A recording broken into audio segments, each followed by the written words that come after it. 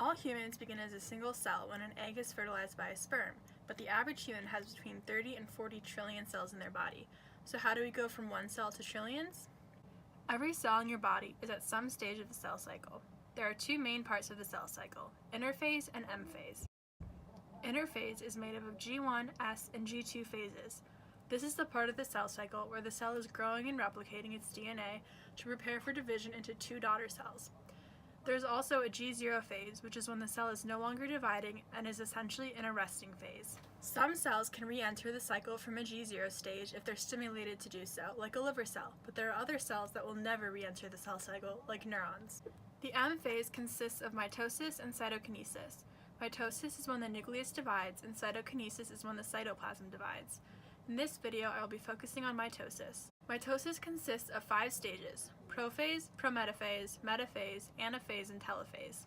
Prophase is characterized by the visibility of chromosomes that happens when the chromatin in the nucleus condenses.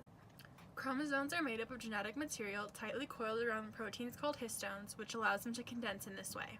During this process, the cell begins to assemble mitotic spindles made out of microtubules that will be used at a later time to pull the sister chromatids to opposite poles of the cell. These spindles radiate from a structure in the cell called a centrosome, which is duplicated during the S phase, that then migrate to opposite poles of the cell.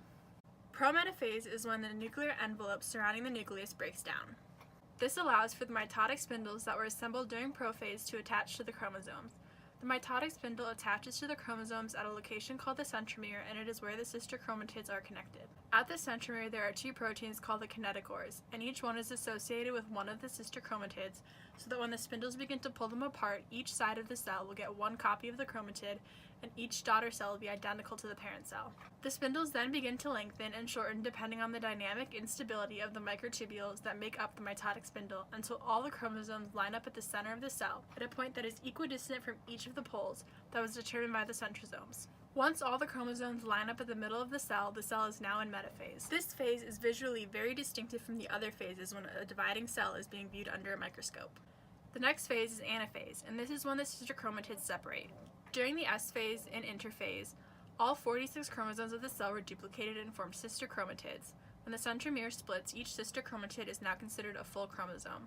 The mitotic spindle begins to shorten and pull each chromosome to the opposite pole of the cell. Once the chromosomes arrive to the opposite sides of the cell is now in telophase. Each side of the cell now contains all 46 chromosomes necessary to create 2 identical daughter cells. The nuclear envelope reforms around the chromosome on either side of the cell, and the mitotic spindle break down. The chromosomes decondense, mitosis is over, and all the cells begin cytokinesis to finish dividing.